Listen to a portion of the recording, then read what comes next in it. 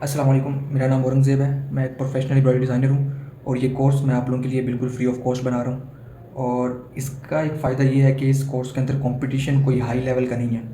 अगर आप embroidery designing सीख लेते हैं तो अगर आपने 1 या 2 क्लाइंट भी पकड़ लिए हैं तो आपका जो है एक अच्छा खासा जो खर्चा है वो निकल सकता है। जैसे कि अगर आप ग्राफिक डिज़ाइनिंग की तरफ जाते हैं, वहाँ पर आपके पास एक दफ़ा क्लाइंट आया, उसने आपको एक बार आपसे काम करवाया, फिर वो अल्लाह हाफ़िज़, वो चला गया आगे।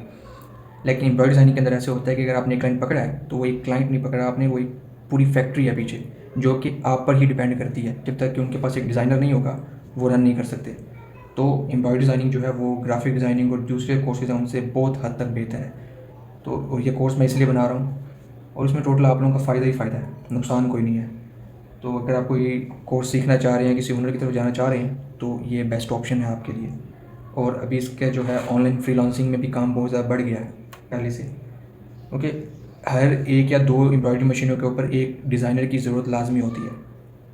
तो अगर आप एम्ब्रॉयडरी डिज़ाइनर बन जाते हैं तो आपके पास, अगर आप किसी बड़े सिटी में हैं, लाहौर, कराची, इस्लामाबाद, ऐसे किसी भी जगह पर, तो आप लोगों को किसी भी एम्ब्रॉयडरी की अच्छी फैक्ट्री में एक अच्छी जॉब मिल सकती है ईज़िली।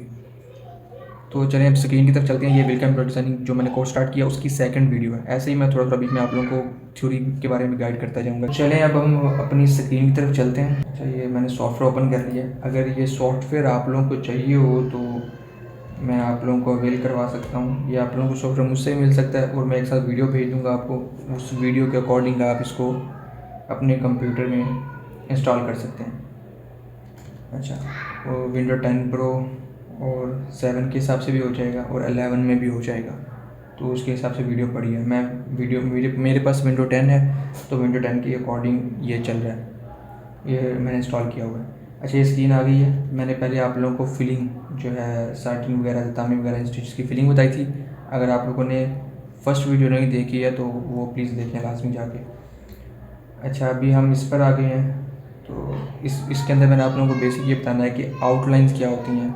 ठीक है, अगर आप लेफ़्ट साइड पर देखें, ये टूल बार है, इसके अंदर बहुत सारे टूल्स हैं। तो ये वाला मैंने एक जो है ना टूल बार के अंदर एक मेन्यू से बोल सकते हैं, ये सॉरी, ये इतना सेक्शन जो है ये आउटलाइन के टूल्स का है। तो इसके अंदर 5 ये बेसिक आ रहे हैं: single run, triple run, motif run, back stitch और स्टेम स्टिच। ये 5 बेसिक हैं जो सबसे ज़्यादा यूज़ होते हैं। ठीक है, मोटिफ रन का एक फ़ायदा ये होता है कि आप किसी भी तरह का मोटिव जो है आप क्रिएट कर सकते हैं।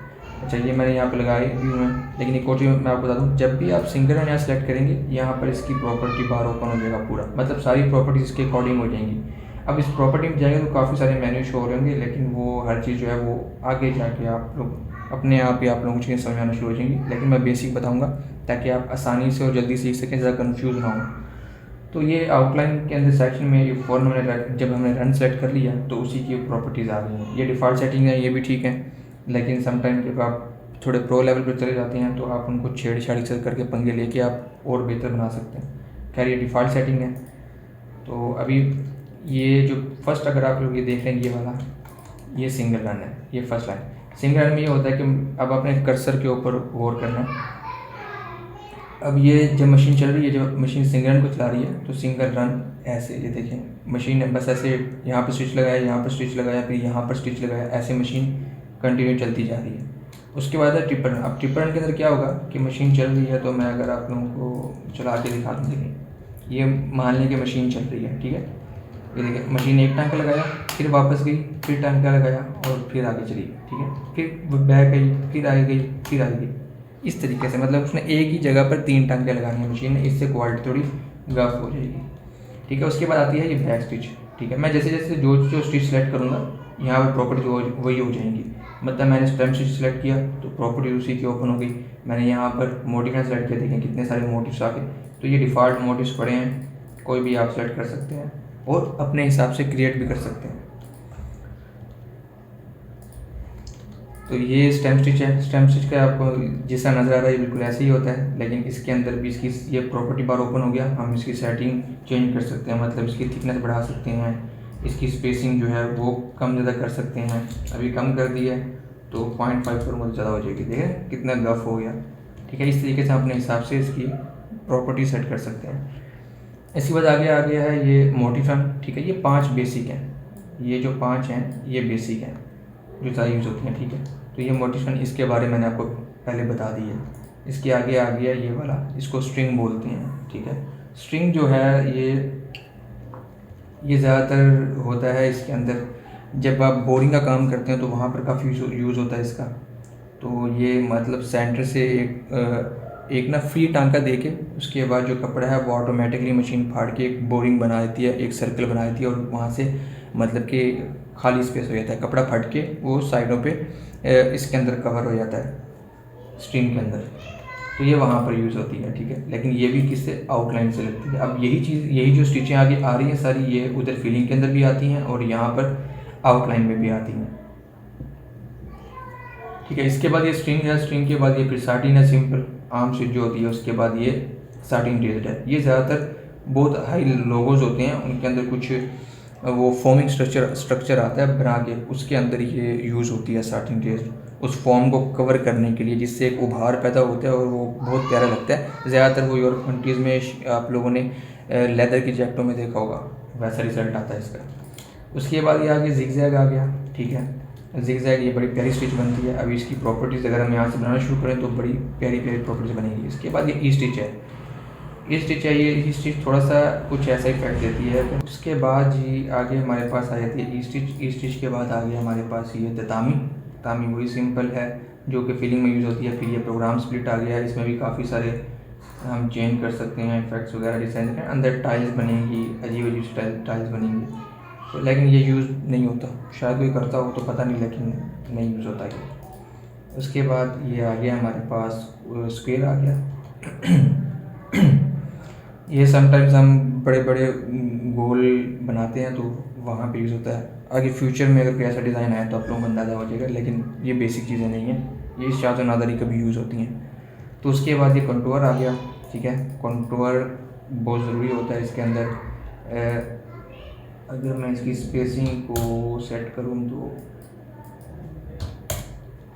इस तरह करके इसकी फीलिंग बड़ी प्यारी आती है, ठीक है। ये आउटलाइन भी आती है और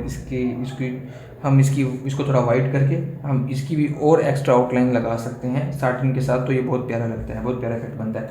और एंड पर आ गए सीक्वेंस जो है, ये आप लोगों ने देखा होगा, अक्सर मशीन एक सितारा सा लगाती है जो कि जिसकी काफ़ी चमक पैदा होती है। ये बेसिक चीज़ें आप लोगों को अंदाज़ा हो जाएगा, लेकिन अगर फिर भी नहीं अंदाज़ा होता तो आपने लाजमी इसकी जो है ना यूट्यूब वीडियोस निकालनी है, तो आप ज़्यादा बेहतर समझ सकेंगे। मतलब कि मशीन पर चलते हुए की, या तो आप किसी फैक्ट्री को विजिट करके वहाँ पर चलता देख लें, आपको अंदाज़ा हो जाएगा। नहीं तो आप इसको यूट्यूब पर सर्च करके भी देख सकते हैं, कोई ना कोई शॉर्ट रील्स वगैरह आपके पास आ जाएंगी, उसके अंदर ये पता चलेगा आपको सीक्वेंस क्या होता है। लेकिन आपके घर में आप लोगों की लेडीज़ के कपड़ों के ऊपर कहीं ना कहीं आपको नज़र आएगा इस तरह का सितारा सा लगा होता है, तो वो ऐसे बनता है, ठीक है। उसको ऐसे हमें टांकों के अंदर जगाड़ना होता है हर तरफ से, ताकि वो ढीला ढाला वहाँ से गिरे ना टूट के। तो इसको इस तरह बनाना पड़ता है। लेकिन ये भी एक इन्होंने E4 के अंदर हमें एक ऑप्शन दे दी हुई है कि हम इसको यूज़ कर सकते हैं, लेकिन ज़्यादातर ना मैंने कभी यूज़ किया ना कोई और डिज़ाइनर यूज़ करता है। वो लोग टिप रन के थ्रू या फिर मैनुअली हम इसको बना के लगाते हैं, उससे ज़्यादा क्वालिटी निकलती है। चलिए जी, ये आज की बेसिक चीज़ें थी। इसके अंदर मैंने आप लोगों को आउटलाइन के बारे में बता दिया। इससे पिछली वीडियो में मैंने आप लोगों को फिलिंग के बारे में बताया था, ठीक है। इसके बाद नेक्स्ट वीडियो में मैं आप लोगों को वो चीज़ें बताऊंगा जिसके अंदर आप इसकी प्रैक्टिस स्टार्ट कर सकते हैं, ठीक है। उम्मीद है कि अभी तक आप लोगों ने सॉफ्टवेयर अरेंज कर लिया होगा। अगर सॉफ्टवेयर अरेंज नहीं किया तो आप मुझे व्हाट्सएप पर रब्ता कर सकते हैं, मैं आप लोगों को सॉफ्टवेयर अवेल करवा दूँगा। इसके अलावा अगर आप किसी एम्ब्रॉयडरी से हैं, कोई डिज़ाइन वगैरह बनवाने हैं, तो तब भी मैं हाजिर हूँ।